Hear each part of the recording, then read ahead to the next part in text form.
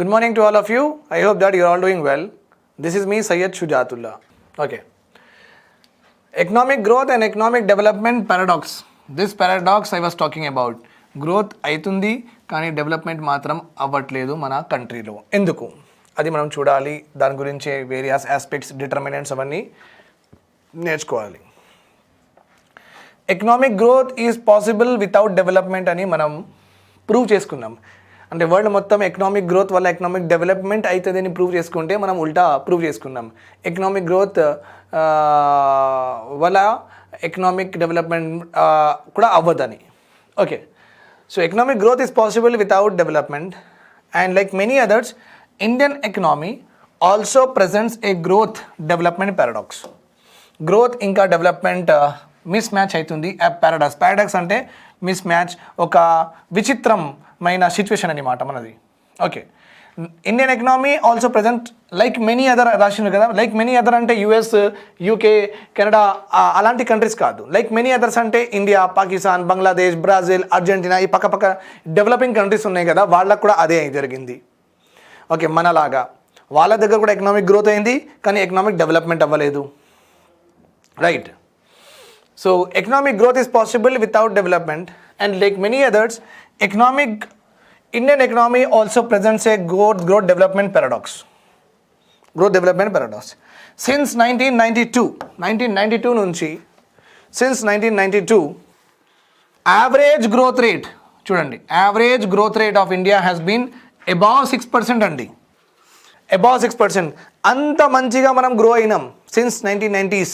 6%, మళ్ళీ 7% అలా గ్రో అవుతున్నాం. అంటే వేరియస్ అదర్ కంట్రీస్ అంత మంచిగా గ్రో అవ్వలేదు, మనం మాత్రం 6%. అదే పాకిస్తాన్, బంగ్లాదేశ్ అవన్నీ చూసుకుంటే 3-4 అట్లా ఉంది వాళ్ళది.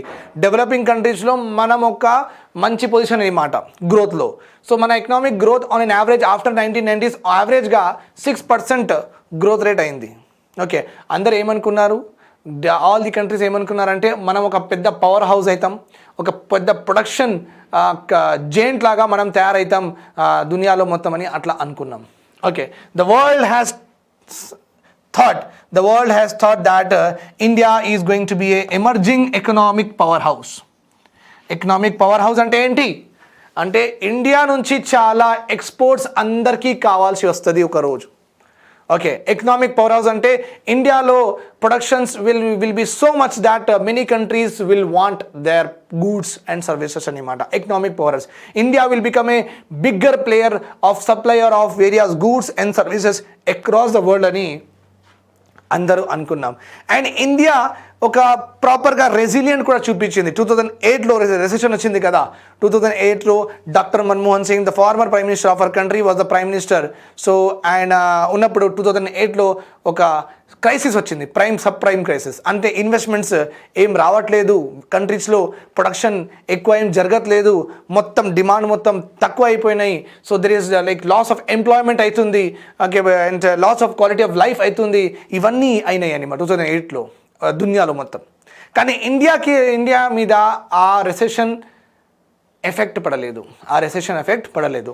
Okay, so I should also tell you what is the meaning of recession. Okay, always remember, if a economy is growing properly, growing అంటే ఎకనామిక్ గ్రోత్ అంటారు. ఎకనామీ కొంచెం ఇట్లా ఉంటే ఎకనామిక్ స్లో డౌన్ అంటారు. ఎకనామీ కొంచెం స్లో డౌన్ అవుతుంది. 6%లో పెరుగుతున్నప్పుడు ఇప్పుడు 4% దగ్గర పెరిగితే ఏమంటారు, ఎకనామిక్ స్లో డౌన్ అంట. మళ్ళీ ఇట్లా ఆల్మోస్ట్ లైక్ 0 or 1% మధ్యలో ఉంటే we call it as what, recession. మళ్ళీ less than 0 negative growth rate ఉంటే we call it as depression. Almost 0 depression అంటారు. లెస్ దెన్ 0 or 0%, 0.1, 0.2 అట్లా. Okay, fine, understood here. Depression. So economic growth తర్వాత మెల్లగా కొంచెం తగ్గితే ఎకనామీ స్లో డౌన్ అంటారు, ఇంకా ఎక్కువ తగ్గితే రెసెషన్ అంటారు, depression.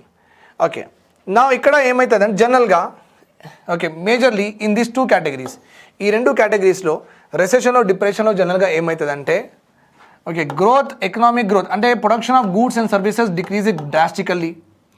Production of goods and services decrease drastically అంటే కొత్త కంపెనీస్ పెట్టరు, ఎక్స్పాన్షన్. ఇవన్నీ ఎందుకు అవుతుంది? డిమాండ్ తక్కువ ఉంది కాబట్టి, ఎవరు కొనట్లేదు కాబట్టి industries and companies are not producing what? Goods and services. Okay, fine.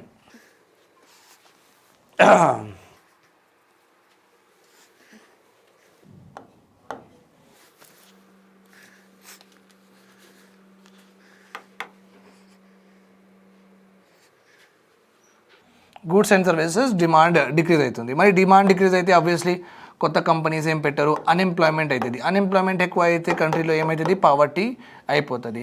Goods and services decrease అయిపోతే ఆటోమేటికల్లీ ఏమవుతుందంటే సప్లై తక్కువ అయిపోయి డిమాండ్స్, పాపులేషన్ ఎక్కువ అవుతుంది. పాపులేషన్ ఎక్కువ అయితే inflation situation may also come.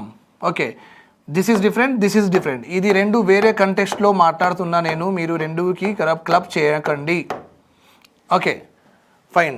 Demand తక్కువ అయితే జనరలీ డిఫ్లేషన్ అవుతుంది. Okay, right or wrong? So అలా ఇన్ఫ్లేషన్ డిఫ్లేషన్ మాట్లాడుతున్నప్పుడు వేరేగా ఉంటుంది. We are talking about what? Recession, depression. So goods and services production decrease అవుతుంది.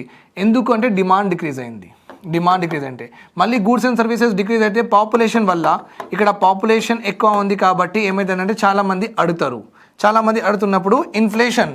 So this is not because of the supply, this is because of the population. Okay, this inflation is because of the population, not because of the supply. That is what I want to mean here. Okay, fine. So unemployment, poverty avanni start aitadi. Okay, so 2008లో ఇలాంటి జరిగింది వరల్డ్లో మొత్తం. 2008లో ఇలాంటి జరిగింది total వరల్డ్లో. కానీ India మీద ఈ గ్లోబల్ స్లోడౌన్ అంటారు, ఏమంటారు? గ్లోబల్ ఎకనామిక్ స్లోడౌన్ వల్ల ఇండియా మీద ఏం ఎఫెక్ట్ పడలేదు. No problem to the India. So అంత పెద్ద ఎకనామిక్ క్రైసిస్ గ్లోబ్లో ఉన్నప్పుడు ఇండియా మీద ఫరకే పడలేదు. You can understand that India became resilient. అంటే India can now able to fight it. Okay, so we have not seen such situation. ఇలాంటి మనం ఏం చూడలేదు 2008లో, 2009లో. We have not seen it, but world has seen it. So అందరూ ఏమనుకున్నారంటే India such economic powerhouse అవుతుంది. So it can bear what? Sub prime crisis and global financial slowdowns. అలా అనుకున్నారు అందరూ. ఎకనామిక్ గ్రోత్ అంత మంచిగా జరుగుతున్నప్పుడు, వేరే డెవలపింగ్ కంట్రీస్ కంటే ఎక్కువ జరుగుతున్నప్పుడు, ఇంకా సబ్ ప్రైమ్ క్రైసిస్ అలాంటివి గ్లోబల్ స్లోడౌన్ కూడా మనం ఫైట్ చేసినాం. ఓకే, దట్ మచ్ కెపాసిటీ ఇండియాకి వచ్చిందంటే అందరూ ఏమనుకున్నారంటే India is going to become economic power house అనుకున్నారు. హౌఎవర్ ఇక్కడ మన problem start అయింది. However, India is also home to a large concentration of people living in debilitating poverty and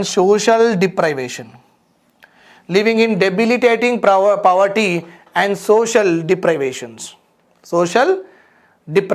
Remember, social deprivations అంటే సొసైటీకి అన్ని బేసిక్ నీడ్స్ దొరకలేదు, deprived అయిపోయినారు. వాళ్ళకి యాక్సెసిబుల్గా కాదు, ఎఫర్డబుల్గా కూడా కాదు. మనం ఇప్పటి వరకు క్వాలిటీ ఆఫ్ లైఫ్ అని వేరియబుల్ చూస్తున్నాం కదా, అవన్నీ దొరకలేదు. అంటే many of the individuals are deprived అంటే వాళ్ళకు దొరకలేదు. Remember this point here. Okay, so this is the paradox అండి. ఇండియన్ ఎకనామీలో ఇది paradox. Economic development, power house అవన్నీ మంచి జరిగింది. కానీ సోషల్ డిప్రివేషన్స్తో పాటు సోషల్ డిప్రివేషన్స్ కూడా చూసినాం మనం. Okay, this is because the pace of poverty reduction and pace of ఒక హ్యూమన్ బీయింగ్ ఎలా డెవలప్ అవ్వాలి, ఎడ్యుకేషనల్లీ డెవలప్ అవ్వాలి, హెల్త్ పరంగా డెవలప్ అవ్వాలి, స్కిల్స్ పరంగా డెవలప్ అవ్వాలి, హైజీన్ పరంగా డెవలప్ అవ్వాలి, శానిటేషన్ పరంగా డెవలప్ అవ్వాలి. So this is because the pace of poverty reduction ఇంకా human development has not kept pace with the economic growth మంచిగా 6% పెరుగుతుందంటే ఎకనామిక్ డెవలప్మెంట్ కూడా 6% ఆ పేస్లో అవ్వలేదు. Okay, so this is the very big paradox. The ఆ key reason for this paradox. ఇవన్నీ ఎందుకు జరిగింది. ఓకే, తర్వాత మనం అనాలిసిస్ చేసుకుంటే ఏమైందంటే Unequal distribution of land and unequal or inequitable distribution of land and income. Inequitable distribution of land and income. చాలా మంది దగ్గర చాలా ల్యాండ్ ఉంది, వాళ్ళే ఎక్కువ ప్రొడక్షన్ చేసుకొని వాళ్ళే ఎకనామిక్ గ్రోత్ చేసిండ్రు, వాళ్ళే ఎక్కువ డబ్బులు సంపాదించుకున్నారు, వేరే వాళ్ళకి ఏం దొరకలేదు. అట్లా ఇన్కమ్ కూడా వాళ్ళ దగ్గర ఎక్కువ ల్యాండ్, వాళ్ళ దగ్గర ఎక్కువ ఇన్కమ్ వస్తుంది. Right or wrong? నా దగ్గర 100 acres ఉంటే నేనే ఎక్కువ సంపాదించుకుంటా, నా దగ్గర ఎక్కువ ఇన్కమ్ ఉంటుంది. ఇదే 100 acres మీద నాకు 1 crore వస్తే ఇదే 1 crore జీడిపిలో కనిపిస్తుంది కదా. రైట్? సో జీడిపి మాత్రం పెరిగిందిలా కనిపించింది, కానీ ఆ బెనిఫిట్ ఎవరికి వచ్చింది? నాకే వచ్చింది. నా దగ్గర నా కింద పని చేసిన వాళ్ళకి నేను ఎంత ఇచ్చిన అంటే వెరీ వెరీ మియగ్ర శాలరీస్, చిన్న శాలరీస్, చిన్న వేజెస్ ఇచ్చేసి వాళ్ళకి నేను పని చేయమని చెప్పిన. కానీ ultimately I was having the more land and income. Okay. Lack of adequate funding on social development. Government expenditure కూడా తక్కువ అయిందంట.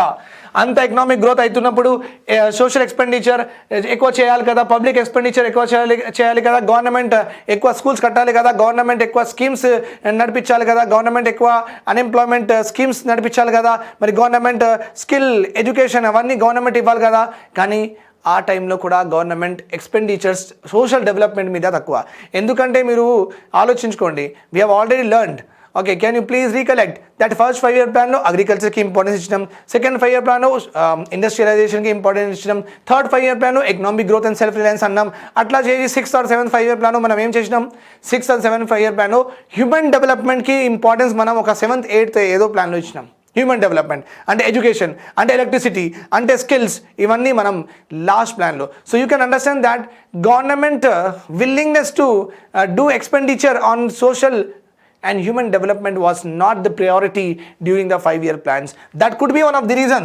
Okay, that's lack of adequate funding takwa ayindi society develop avvadaniki. Malli 1991 tarvata manam LPG policy start chesinam, malli liberalization valla kuda okay చాలా sectors liberalize చేసేసినాం. Private sector, Tata, Ambanis, Birlas, వాళ్ళు ఎక్కువ డబ్బులు ఉన్న వాళ్ళు ఈ కొత్త ఇండస్ట్రీస్ గవర్నమెంట్ రిజర్వ్గా చేసేసింది. అందరికీ మీరు కూడా ప్రొడ్యూస్ చేసుకోవచ్చు ఇలాంటి గూడ్స్ అండ్ సర్వీసెస్ అని గవర్నమెంట్ ఇలా ఓపెన్ చేయడం వల్ల వాళ్ళందరూ ఏం చేసిండ్రు అలాంటి కంపెనీస్లో కూడా అలాంటి ప్రొడక్ట్స్ కూడా మ్యానుఫ్యాక్చర్ స్టార్ట్ చేసిండ్రు. Okay, with that what happen? వాళ్ళ ఇన్కమ్ ఇంకా పెరిగింది. Okay, so liberalization is another important culprit. Lack of political will కూడా, పావర్టీ తీయాలి, అన్ఎంప్లాయ్మెంట్ తీయాలి, అందరికీ మంచిగా చూసుకోవాలి, ఇలాంటి పొలిటికల్ లీడర్స్లో అలాంటి విల్లే లేదు, ఆ తపన లేదన్నమాట. Lakh of political will, lack of economic agenda towards growth and development. Lack of economic agenda. ఒక ఎకనామీలో ప్రొడక్షన్ చేస్తున్నప్పుడు ఒక ఎజెండా ఉంటుంది. ఓకే, నేను ఒక అగ్రికల్చర్లో ప్రొడక్షన్ చేస్తున్నా, లేకపోతే నేను డైరీ మిల్క్ మ్యానుఫ్యాక్చర్ చేస్తున్నా, నేను ఆంటర్ప్రినర్, నేను owner of dairy milk manufacturing unit, నాకు ఒక ఎజెండా ఉంటుంది. ఎజెండా ఏముంది? అందరికీ ఒక 5 years తర్వాత అందరికీ లైఫ్ స్టైల్ మారాలి, వాళ్ళ ఇంట్లో వాళ్ళు కచ్చా హౌస్ నుంచి పక్క హౌస్లో వెళ్ళిపోవాలి, నా ఎంప్లాయీస్ అందరికీ ఏంటంటే వాళ్ళ స్కూల్స్ వాళ్ళు స్కూల్ పిల్లలకి స్కూల్స్ పంపించాలి. ఇవన్నీ all these are no, that is not the agenda. అంటే అలాంటి పెద్ద ఎజెండా ఏం పెట్టుకోలేదు వీళ్ళు, చిన్న ఎజెండాస్ పెట్టుకున్నారు. ఓవరాల్గా ఎజెండా పెట్టుకుంటే we would have seen what poverty కూడా తక్కువ అయిందేమో, అన్ఎంప్లాయ్మెంట్ కూడా తక్కువ అయింది. We have seen in that way. Okay, to a great extent the trade regime led by WTO. Okay, and one of the important paradoxes, great extent the trade regime by WTOలో ఉన్న rules regulation మనం పాటించుకున్న వల్ల కూడా మనకు అది ఒక back fire చేసింది. Okay, WTO, we are a part of WTO, we are a member of WTO. Being a member of WTO also, it has literally harmed us. These all have resulted, all these have resulted in the increasing gap between macroeconomic development and social development. Okay, this all have resulted in increasing gap between macroeconomic development and social development. Also leaking inclusive growth also. So macroeconomic development, economy మాత్రం మంచి grow అవుతుంది, కానీ ఆపోజిట్గా social development చూస్తే చాలా inequalities ఉన్నాయి. మళ్ళీ inclusive growth కూడా లేదు, ఎందుకంటే ఇన్ఈక్విటబుల్ డిస్ట్రిబ్యూషన్ కూడా జరిగింది. సో ఇంక్లూజివ్ గ్రోత్ కూడా లేదు. అంటే మళ్ళీ ఏమైందంటే ఇన్ఈక్వాలిటీస్ ఉన్నాయి. ఇన్ఈక్వాలిటీస్లో మళ్ళీ ఎస్టీస్ వాళ్ళకి ఇంకా ప్రాబ్లమేటిక్ సిచ్యువేషన్స్ ఉన్నాయి, వాళ్ళ కండిషన్స్ ఇంకా దారుణంగా ఉన్నాయి. తర్వాత ఎస్సీస్ వాళ్ళకి, తర్వాత మైనారిటీస్ వాళ్ళకి, పెద్ద పెద్ద క్యాస్ట్ వాళ్ళే మంచిగా ఉన్నారు. మళ్ళీ దానిలో కూడా చిన్న చిన్న caste okay oppressed and historically suppressed caste వాళ్ళు డెవలపే అవ్వలేదంట. ఇంక్లూజివ్ గ్రోత్ కూడా కాదు. Okay, thus despite of more than 2 decades of economic growth, continuous economic, India has yet to achieve what? Economic development. So conclude chesishna manam. What we have done? We have completely concluded that thus despite of more than 2 decades of economic growth, India has yet to achieve economic development. India has yet to achieve economic development. Please remember this point. Okay. According to World Bank's report 2014, తర్వాత రాలేదండి, ఇదే latest. 16.5% of world population lives in high income countries. On the other hand, 83% of the world population lives in low income and middle income. అంటే మీరు చూడండి, వరల్డ్లో ఉన్న almost like 80% of the population is living in what? Poor countries like India and Bangladesh, Sri Lanka, African countries. అంటే developing and under developed కంట్రీస్లో ఉన్నాయి అంట. Okay, so we are only having a problem to give basic needs to our population, and you can imagine Somalians, Mogadishu, Sudan, Czech Republic, Ghana, వాళ్ళ దగ్గర problems ఎలా ఉన్నాయి మీరు ఆలోచించగలరు. Easily you can understand, right? అంటే 80% of the population of the world is living in these countries. అంటే the వరల్డ్లో 80% of population are not having the basic necessities. ఇది చాలా దారుణం కదండి, it's not right. Okay, only 16% of the world population is living in high income countries. మంచిగా బతుకుతున్నారు. World is a community. Okay, వాసుదేవ్ కుటుంబం అంటారు కదా, world is a good the big family. అందులో 16% పాపులేషన్కి అన్నీ దొరుకుతుందంటే తప్పు కదా, right? 80% of the population is not having basic necessities అంటే ఇంకా బ్యాడ్. సో వరల్డ్ బ్యాంక్ చెప్పింది అట్లా. The growth report of world bank, world development report projected the world population is projected to increase by 3 billion by 2050. 3 billion by 2050. Okay, unfortunately anta grow aina tarvata kuda 2 billion of this extra population will live again in countries, are living in those countries which are enjoying no growth. వాళ్ళ దగ్గర growth అవ్వట్లేదు. Okay, సొమాలియన్స్, మొగదేశు, సుదాన్స్ ఇవన్నీ countries ఉన్నాయి కదా. మళ్ళీ 3 billion population increase అయితే కూడా 2 billion population will leave in countries which are having no growth. గ్రోతే లేదంట. గ్రోత్ ఉంటే కొంచెమైనా డెవలప్మెంట్ అవుతుంది, గ్రోతే లేదంటే ఆ కొంచెం కూడా డెవలప్మెంట్ అవ్వదు. Okay, so that is the biggest problem again. So world bank is properly assuming that the world is not having the proper development, human beings are not having the proper development అని world bank చెప్తుందన్నమాట. World Bank has got another classification based on the available resources. Okay, ఒకటి ఏంటంటే world bank has classified the countries on the basis of income. On the basis of what? Income. Okay, right. If a country income is like less than $1026, if a per person income per annum $1,026 అంటే 80 rupees అనుకోండి. So 8 6 42 28 82,000 per annum మీరు సంపాదిస్తే, మీ salary ఎంత? 10,000 కదా per month. 10,000 అంటే 12 monthsకి ఎంత అండి? 1,20,000. 1,20,000 అంటే యు ఆర్ నాట్ లో income. According to world bank, the person who is having what? Income less than 82,000.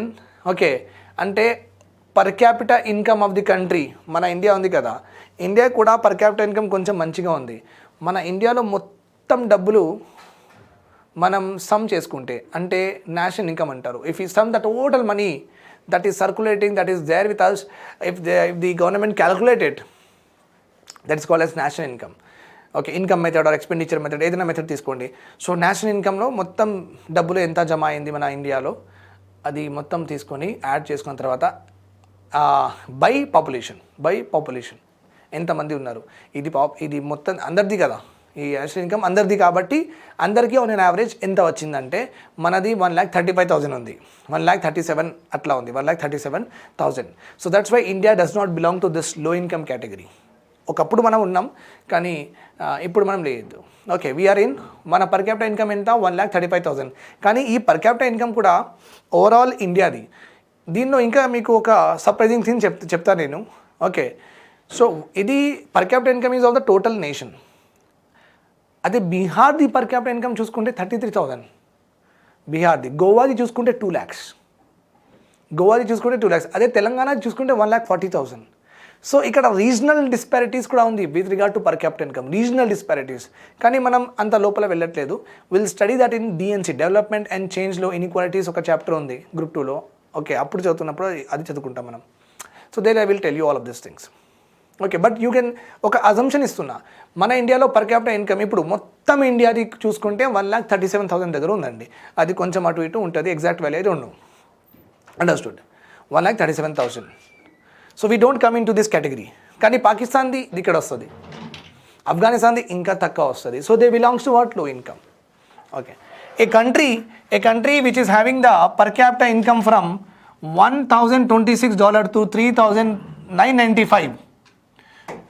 $1,026 to $3,995. If a country if the country's per capita income itla unte, if the country's per capita income is like this, in this category, then that countries are classified as lower middle income countries. And if a country's per capita income is 3,996 to 12,375, then it is called as upper middle income countries. Then if a country which is able to earn more than 12,375, then it is called as high income countries.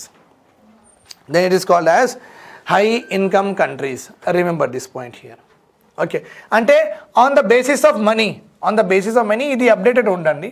This is the updated one only, no need to worry about it. Okay, so July 2019. On the basis of income, on the basis of per capita income of the country, the countries are divided into low income, lower middle income. Middle lo rendu unnai, lower middle, upper middle. Low income is one category, middle class rendu category, lower middle class, upper middle class atla anukondi, high income. Okay, కానీ world bank దగ్గర ఇంకొక classification ఉంది based on the available resources. World bank has another important classification based on the available resources. According to that only it will divide the particular countries. First one, underdeveloped nations ante enti? Underdeveloped nations. In these countries, first of all, per capita income lower untadi. Per capita income will be less. And why? Because they are not utilizing the resources properly. Vallu resources properly utilize cheyatledu, ekkuva waste aina chestunnaru. They are not utilizing the resources properly. వాళ్ళ దగ్గర coal ఉంది, coal మంచిగా వాళ్ళు excavate చేయలేదు. And excavate చేసిన తర్వాత they are not using it properly. వాళ్ళ దగ్గర ఆయిల్ రిజర్వ్స్ ఉంటే కూడా they are not doing that oil reserves కూడా ఎక్స్ట్రాక్షన్ తీయడం కూడా they are not doing it in a very good manner. Okay, so oil reserves ఇవన్నీ అన్నమాట. ఇండియన్ ప్లానింగ్ కమిషన్ అంటే మన ప్లానింగ్ కమిషన్ కూడా ఒక క్రైటీరియా ఇచ్చింది. Okay, with regard to developing underdeveloped countries అన్నమాట. ప్లానింగ్ కమిషన్ ఏం చెప్పిందంటే an underdeveloped country is one where coexistence of underutilized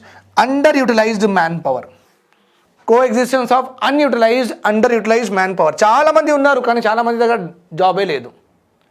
okay, so either ఉన్న వాళ్ళ దగ్గర స్కిల్స్ ఉన్న వాళ్ళ దగ్గర అలాంటి పనులు లేదు. ఓకే, ఆ స్కిల్స్ జాబ్ లేవు. Okay, so who ever are having the skills they are not able to give the jobs with respect to their skills, under utilize చేస్తున్నారు. And majority of them does not have skills only, unskilled ఉన్నారు. Unutilized or under utilized on one hand. And unexploited natural resources, వాళ్ళ దగ్గర చాలా natural resources ఉన్నాయి. Okay, Africa continent దగ్గర కూడా sun rays వెళ్తాయి, tropical countries కూడా ఉన్నారు. ఆఫ్రికా కాంటినెంట్ దగ్గర కూడా ట్రాపికల్ కంట్రీస్ ఉన్నారు. కానీ ట్రాపికల్ కంట్రీస్ ఉన్నప్పుడు కూడా వాళ్ళు సోలార్ ఎనర్జీ హార్నెస్ చేయట్లేదు. And Africa is called as dark continent కూడా. Africa is called as what? Dark continent. Why? ఎందుకు Africa is called dark continent? ఎందుకంటే ఆఫ్రికాలో చాలా ఫారెస్ట్ రిజర్వ్స్, చాలా మెడిసినల్ రిజర్వ్స్, మెడిసినల్ వాల్యూల్ plants, okay, oil reserves, natural gas reserves, coal reserves, mineral reserves Africa కాంటినెంట్లో ఇవన్నీ చాలా చాలా ఉన్నాయి అంట. కానీ అన్యూటిలైజ్గా ఉన్నాయి. ఓకే, కానీ అన్యూటిలైజ్గా ఉన్నాయి. వేరే వాళ్ళు కూడా అది ఎక్స్ట్రాక్ట్ చేసి ఓకే దానికి యూసేజ్లో కూడా తీసుకోవట్లేదు. Nor they are allowing other countries to harness them, to use them. Okay, so unexploit కూడా చేయలేదు, అట్లనే ఉండిపోయినాయి వాళ్ళ అర్త్ క్రస్ట్లో, అట్లానే వాళ్ళ రిజర్వ్స్ అట్లనే ఉండిపోయినాయి అంట. ఓకే, మళ్ళీ వేరే ఏదైనా ప్రైవేట్ కంపెనీ వెళ్ళి అక్కడ ఎక్స్కవేట్ ఇవన్నీ చేసేసి వాళ్ళు AK-47 వాళ్ళ గన్ తీసుకొని బాంబులు వేసి చేసిన అన్స్టెబిలిటీగా ఉంది కాబట్టి ఎవరు అక్కడ వెళ్ళట్లేదు. And no company is interested to use that resource. Okay, these nations are compared as giraffe by economist namely professor Hansinger. Giraffe అని అన్నారు ఎందుకు? చాలా పెద్దగా చాలా రిసోర్స్ ఉన్నాయి కానీ not able to use, just like a giraffe. Very huge body will be there giraffe, okay, but still not able to run that fast, not able to do things fast. That's what it is compared by professor Hansinger. Okay, professor Hansinger. These nations are compared as giraffe by the economist namely Professor Hansinger. Now developed nations అంటే ఏంటి? Developed nations అంటే the countries whose resources are fully utilize అండి. అంటే America, Germany, France, UK, Portugal, Dutch, Russia, Switzerland, Japan, Indonesia. These are the countries where the resources are fully utilized. వాళ్ళ mineral resources, వాళ్ళ forest resources and solar resources, whatever the resources are there, వాళ్ళు మొత్తం utilise చేసుకున్నారు. చేసుకున్న తర్వాత మొత్తం harness కూడా చేసుకొని ద క్వాలిటీ ఆఫ్ లైఫ్ వాళ్ళ సిటిజన్స్కి వాళ్ళు ఇచ్చేసిండ్రు. They have given the quality of life, they have given all the basic necessities by harnessing each and every resource that they are having. Fully utilize చేసుకున్నారు, హ్యాపీగా ఉన్నారు. Okay, అందుకే ఇప్పుడు production వాళ్ళు ఏం చేయరు, సర్వీస్ బేస్డ్ అయిపోయినాయి, అన్నీ సర్వీస్ బేస్డ్. ఓకే, అగ్రికల్చర్లో పర్ఫెక్ట్ అయిపోయిండు, తర్వాత ఇండస్ట్రీస్లో కూడా మొత్తం హార్నెస్ చేసి వాళ్ళకి ఎంత కావాలి మొత్తం ప్రొడక్షన్ చేస్తున్నారు, మంచిగా సిటిజన్స్కి ఇస్తున్నారు. కథం. మరి వాళ్ళు సర్వీసెస్లో వెళ్ళిపోయారు. కంప్యూటింగ్లో, ఇన్ఫర్మేషన్ టెక్నాలజీలో అలాంటి రీసెర్చ్ చేసుకుంటూ అది అమ్ముకుంటూ వాళ్ళు ఇట్లా బతుకుతున్నారు. ఇంకా now they don't do agriculture more, now they don't do industrialization more. Why? Because వాళ్ళు చేసుకొని వాళ్ళు మంచిగా ఉంటున్నారు. డెవలపింగ్ కంట్రీస్ డెఫినేషన్ ఏంది? డెవలపింగ్ కంట్రీస్ అంటే మనమే. మన దగ్గర కూడా రిసోర్సెస్, మన కంట్రీస్ చాలా మనలాగా చాలా కంట్రీస్ ఉన్నాయి కదా, they are also having what fully available resources are there. Okay, but not ఆ రిసోర్సెస్ మనం యూటిలైజ్ కూడా చేస్తున్నాం, we are utilizing, but not at optimum level like solar energy. India falls under the tropical belt of our earth, so solar rays, that is insolation, is directly on our country. Okay, tropic of Cancer. So but solar usage ekkada undi cheppandi, domestic uses. Okay, 365 days manaku sunny days untayi, right. 365 days sunny days ఉంటాయి కాబట్టి 365 days solar ఎనర్జీతో మనం ఈ లైట్లు, ఈ బల్బులు okay కొంచెమైనా కొన్ని గంటలైనా మనం నడిపించవచ్చు సోలార్ ఎనర్జీ పైన. కానీ how many of you are doing? మీ ఇంట్లో ఉందా సోలార్ ప్యానెల్స్? గవర్నమెంట్ ఆఫీసెస్లో ఉన్నాయా? లేదు. సో యూటిలైజ్ చేస్తున్నా మెల్లమెల్ల, కానీ not at the optimum level. ఒకవేళ ఆప్టిమమ్ లెవెల్లో అట్లీస్ట్ అర్బన్ ఏరియాస్లో మనం చదువుకున్న వాళ్ళం కదా, సో మనకైనా సోలార్ ఎనర్జీ మ్యాండేటరీ చేసుకుంటే ఆ కోల్తో, హైడల్తో, న్యూక్లియర్తో వచ్చిన మొత్తం ఎనర్జీ మనం రూరల్ పీపుల్కి ఇచ్చేసి, వాళ్ళ రిమోట్ పీపుల్స్కి ఇచ్చేసి వాళ్ళకైనా we can increase their quality of life కదా. Right. Okay. So these countries are those countries which are having resources fully available గా ఉన్నాయి, వాళ్ళకి తెలుసు ఉన్నాయి, but they are not utilizing at optimum level. Example, India, Sri Lanka, Bangladesh, Pakistan, etc. According to World Bank, developing countries are treated as emerging economies అని చెప్తాం. According to World Bank, developing countries are called as what? Emerging economies. Emerging ante future lo they will become what? They will become mighty powerful economic powerhouses. Okay, thanks a lot for watching to me. Have a nice day. This is me, Sujath signing off, and do subscribe to Telugu One channel. Bye bye, take care.